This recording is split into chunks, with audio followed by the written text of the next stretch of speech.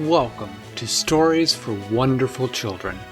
I'm Dan Wendelin, your host and storyteller.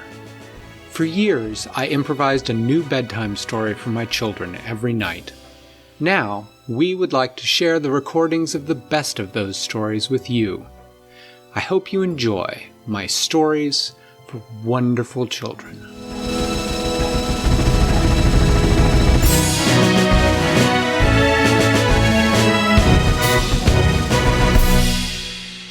Once upon a time, there was a little girl named Trista.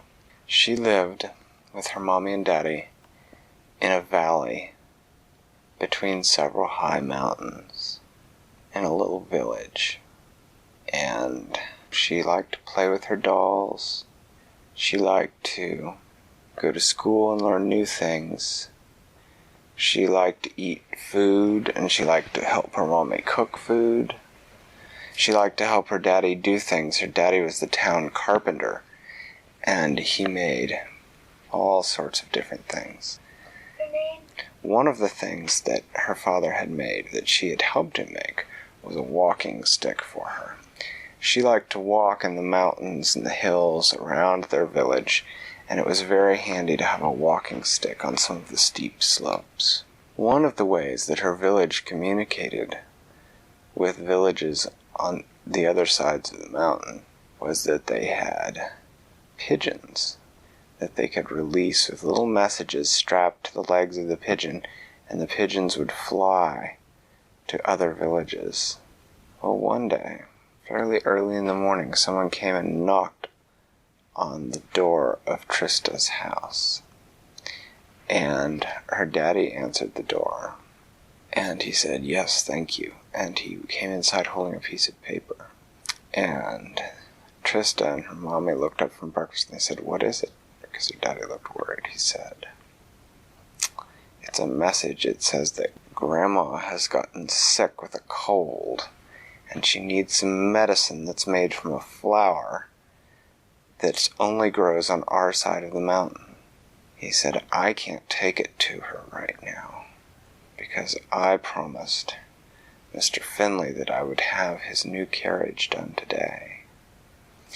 And her mommy said, "Well, I sprained my ankle 2 days ago and it's still not well. I can't climb over the mountain." And Trista said, "Well, I'll go."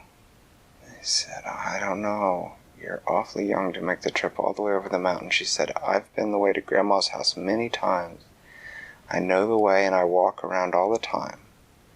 She said, "Besides, I can take Wilma with me." Wilma was her dog, who liked to go with her for walks. And her mommy said, "All right, well, go pick some of the alpine red bellflowers." She went out and she picked the flowers and she brought them in. She helped her mommy cook up the medicine. And her mommy put it in a bottle and put the bottle in a belt pouch. And Trista strapped it on. Her mommy and daddy said, "It's going to take you all day to get over the mountain."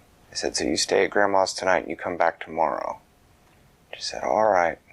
She said, "Come on, Wilma." She whistled to her dog. She took her walking stick. She began to climb up the mountain. Up, Did she take a leash on her dog?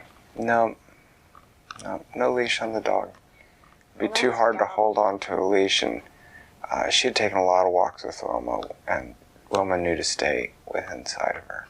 They walked along the path. At first it was pretty easy going. They were in the low part of the mountain. But as they went up, it started to get rockier. And they got to a point where the path disappeared. There had been a rock slide, and the path was covered over with rocks. And they were too big for them to get over. So they had backed up a little bit, and they saw where there was sort of a little area they could climb up to get around the rock slide. But it was hard to climb up it with Wilma. So Trista climbed, and Wilma was trying to make her own way through the fallen rocks below. And it took her quite a while to climb up and over and down the other side. And she got to the other side, and she wandered along until she found the trail. And she could still hear Wilma behind her barking, but she didn't know how close Wilma was. And she started up the trail walking kind of slowly, figuring that Wilma would catch up. And she got to the point where was just beginning to see the top of the mountain, and she heard her growl. and she looked up ahead and she saw there was a mountain lion crouched in the trail. Well, Wilma took a hold of her walking stick with both hands. If that mountain lion came towards her, she was going to do her best to whack it as hard as she could, because she knew that you should never run from a mountain lion, because if you run, they will always catch you, and they will always come after you if you run. But if you act like you're not afraid of them, and if they come after you, if you fight them, if you hit them hard with something, sometimes they'll decide you're not worth the trouble. Well, the mountain lion started to walk towards her. It wasn't charging towards her, but it was looking at her. And she looked right back at her. She was gripping her walking stick.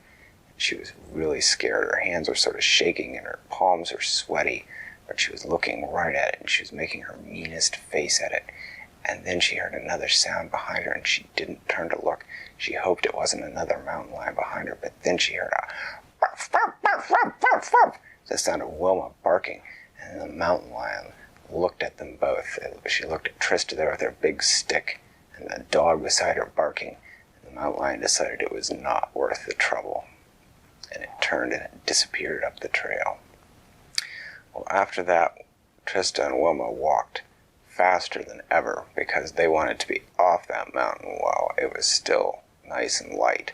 Grandma needed her medicine, and they did not want to be around for that mountain lion. They walked as fast as they could, and soon, right around sort of early afternoon, they were looking down the other side of the mountain. They could see far, far below, just a little sort of smudge in the snow at the base of the mountain that was the village that her grandma lived in. They started down the other side of the mountain. They had gotten just a little way along before they saw that there had been another rock slide.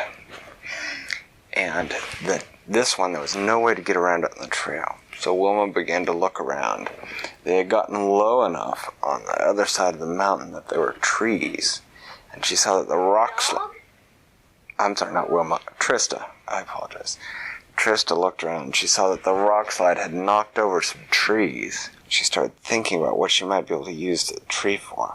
And she heard Wilma growling, and she looked back and she saw way up the trail the mountain lion was there watching them. And she thought, I've got to figure out a way to get down off this mountain fast. I can't climb over that rock slide. I've got to find a way to go over all the snow. So she went over to the tree, and she found a place where the tree had been broken into sort of long, flat pieces of wood. And she took off some of the ribbons that she was wearing in her hair, and she tied the ribbons around those long, flat pieces of wood, and then she tied her feet to them. So they sort of made big snowshoes. And then she began to use her walking stick to kind of push her through the snow. And she found that when she got to the slope, she started to slide. And she heard kind of a growl behind her, and she saw that the mountain lion had saw the fact that she was moving faster and thought that she was running away, and it was charging down the slope after her. Well, she didn't have time to think. She just scooped up Wilma in her arms, and she gave a big push with her walking stick, and then she was sledding and skiing down the hill on her flat pieces of wood, and she was going faster and faster, and she heard a sort of frustrated growl behind her, and she glanced back for a second. She saw that she was going so fast that the mountain lion was falling farther and farther behind, and then she was past the rock slide point, but there was a big hill of just open snow ahead of her, and so she decided not to go back to the trail. She just bent her knees and held on to Wilma tightly and just zipped down the hill. She was going so fast that when she got to the bottom of that part, her grandma's village was right in front of her, but she couldn't stop. She went right on by it. She just zipped by it, and she kind of had to lean one way, and when she leaned one way, she made sort of a big circle that looped around and brought her back into the village, and all the people in the village sort of stood there with their mouths open as they saw the little girl holding her dog come sliding right through the village and slowly coasting to a stop. And then she bent down, she untied her ribbons, and she stepped off her pieces of wood, and she knocked on her grandma's door, and her grandma opened the door and said, "Oh, Trista, it's so good to see you. I didn't expect you to come. I thought your mommy or daddy would come. And Trista said they couldn't. And she said, here's your medicine, Grandma. She gave it to her. And her grandma took it, and it was already feeling better by the next day. And while they had dinner that night, Trista told her all about her story. And so the next day, her grandma went back with her. And her grandpa, too, walked her all the way back to her mom and dad's house because they did not want to send her up over that mountain again with the mountain lion somewhere along that trail. But they did not see the mountain lion. And when they got back to her mom and dad's house that night, they all had a big family celebration together. And Trista was the hero of the day for getting her grandma the medicine she needed and being clever and being brave. Thanks for listening to Stories for Wonderful Children.